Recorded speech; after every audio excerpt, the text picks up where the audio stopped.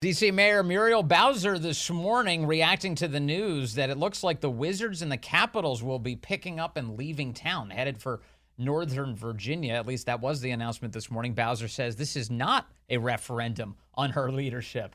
I don't know about that. Let's bring in the Lieutenant Governor of the Commonwealth of Virginia, Winsome Sears. She joins us now. Hello, Madam Lieutenant Governor.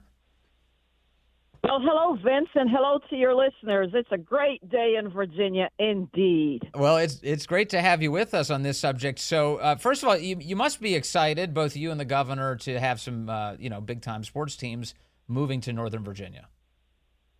Listen, this is an excellent time for us, and you got to give credit to the governor because it is the first time in 50 years that Virginia will have a major league sports franchise.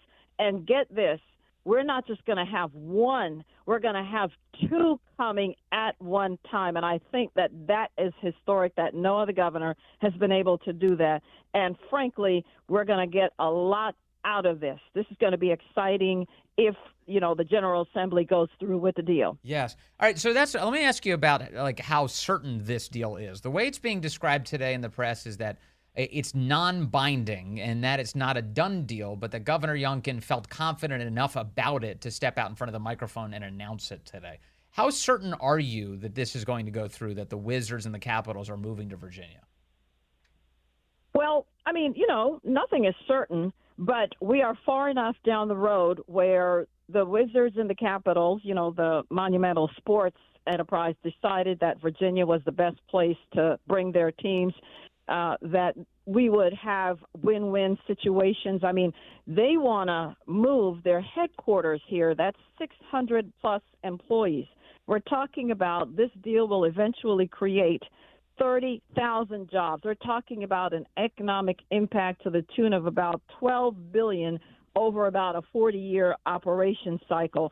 There are revenues that are coming there, that the Commonwealth, and when I say Commonwealth, let's just break it down, taxpayers will not be coming out of pocket for, because this thing will pay for itself through team lease payments. We're talking about the on-site parking revenue, the naming rights, and the owner is himself going to put in $403, I think, about $1 million into the project.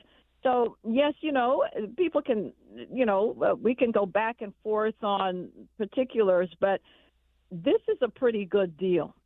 We're going to talk, we've got 44 home games per team, 44 home games per team.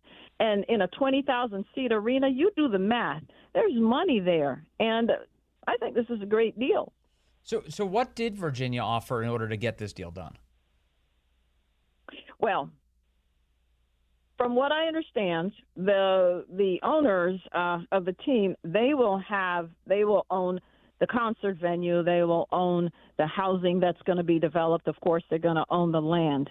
They're going to have to put their own funds into it, of course, as I said before. Mm-hmm. But of course, we get something too. Everybody has to put a little bit in. But for us as taxpayers, there will be currently no tax increases for local residents, and the Commonwealth itself will not be putting up any upfront money. We will be a net gainer. And when I say we're talking about the taxpayers. Look, I'm from a third world country, Vince.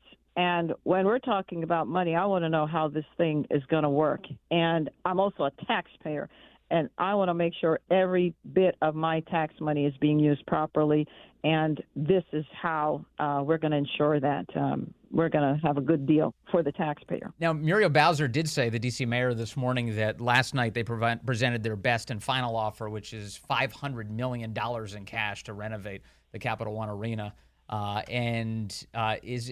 do you think, in your view, that Ted Leonsis and Monumental want to move these teams out of D.C. and into Virginia? Is there something about D.C. they're getting away from?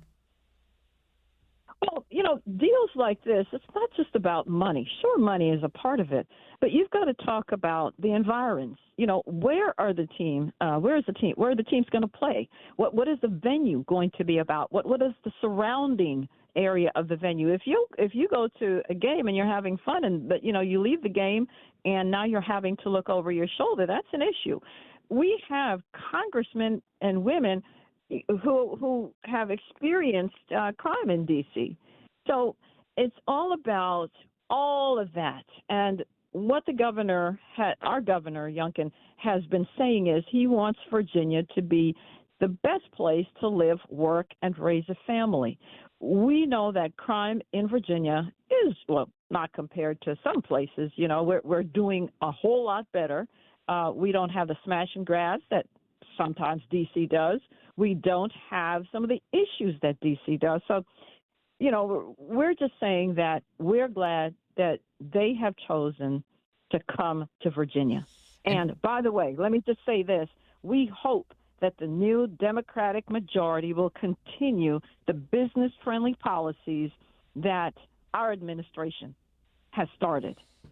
And finally, Lieutenant Governor Winsome Sears, are you going to be okay if they keep their names as the Washington Wizards and the Washington Capitals, or are you looking for them to change the names of these teams to accommodate their new homes? Well, I'm sure the governor will be doing some negotiating on that. But yes, hey, we're going to get the money. We're going to get the jobs. Did I say 30,000 jobs eventually?